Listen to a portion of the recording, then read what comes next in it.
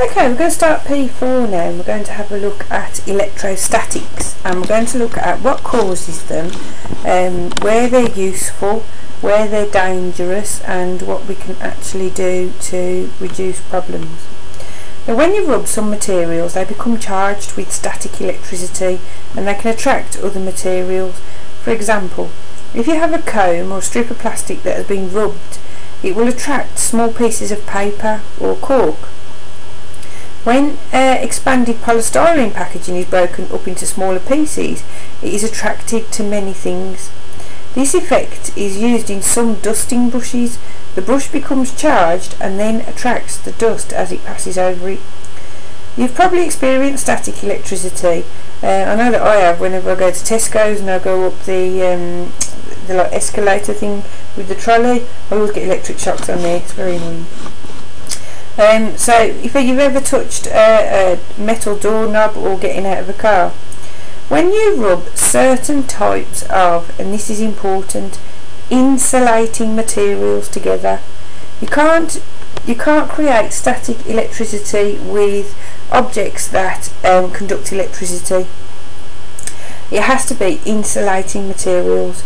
They can become charged, and this is sometimes known as an electrostatic charge. Insulating materials can be charged with positive charge or negative charge, and this is caused by the electrons which have the negative charge being transferred from one insulating material to the other. So if you've got more electrons on one side, it's going to be negatively charged, and if you've had a removal of the electrons, then it's going to be positively charged. So, like I said, it's a bit like with magnets really. If you think about magnets, you've got north and south and they attract, whereas if you put two norths together, they will repel. Well, this is the same thing with static electric. It's all about attraction and repulsion. So if you've got something that's positively charged next to something that's negatively charged, they will attract each other. However, if you've got two negatives together or two positives together, then they will repel. An example that comes up quite often is either looking at a polythene rod or an acetate rod, and it's worth remembering this. If you've got a polythene rod and you rub it with a woolen cloth, electrons move from the cloth to the rod. So the polythene rod becomes negatively charged as the electrons have a negative charge. If you've got an acetate rod and you rub it with a woolen cloth, the electrons move from the rod to the cloth. So the rod becomes positively charged as it has lost negatively charged electrons. So you need to remember that because they do pop that example in every now and again just to see if you know. Okay. So if you're trying to discharge static electric, then a charged object can be discharged by earthing it. Okay, when an object discharges, the electrons are transferred from the object to the earth. If you become electrically charged, earthing can result in getting an electrostatic shock. So obviously there are problems when it comes to static electricity. It can be very dangerous. When the charge is transferred between two objects, the spark can jump across the gap between them, and if you've seen the Van de Graaff machine, you'll have seen that spark. It can have a high temperature and can cause an explosion if you've got flammable gases or vapours which are being used. For example, fossil fuels are being pumped into large tanks. Static electricity can build up and the tank can become charged. Static electricity is also responsible for lightning. Static electricity builds up on clouds. A lightning bolt happens when a very large amount of the charge flows very quickly to the earth. If a lightning bolt strikes you, it could kill you. Also, the screens of TVs and computer monitors can become charged, attracting dust. And static electricity can also cause clothing made of synthetic materials to cling to you, and that's very annoying as well. Okay, so we have to make sure that we try to deal with these issues. So as I said, two insulating materials with the same charge will repel each other. Two insulating materials with different charges will attract each other. The electric charge builds up when the electrons are rubbed off one material onto another, and the atoms or molecules that become charged are then called ions. If you remember back to C4, we mentioned about ions, and it's all to do with the movement of electrons. It's the same thing. Physics and chemistry do cross over. It is all science. Okay, so if we're looking at reducing the danger then, there are certain things that you can do. First of all, you can make sure that an appliance is correctly earthed. Use insulating mats effectively and wear shoes with insulating soles.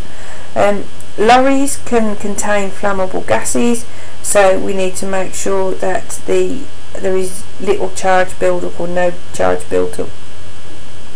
Anti-static sprays can be used to help reduce the problems of static electricity, and then connecting an aircraft to a fuel tanker makes sure that any charge build-up on the fuel by friction as it flows through the pipe flows to the earth, making sure there is no discharge and no spark to ignite the fuel. Okay, so some places that you will find that electrostatics are actually useful. Defibrillators. Now, the biggest mistake students make here is they say that it brings people back to life. Well, that's not what defibrillators do. They actually discharge into the patient and they shock the heart back into a rhythm. Okay, that's important to remember that. If you're asked to talk about some of the issues with this, like they might say, why does everyone have to stand clear? Because obviously no one else wants to get a massive sort of static electric from the defibrillator. The charge is passed through the patient to make the heart contract. Care must be taken not to shock the operator because we don't want that to happen.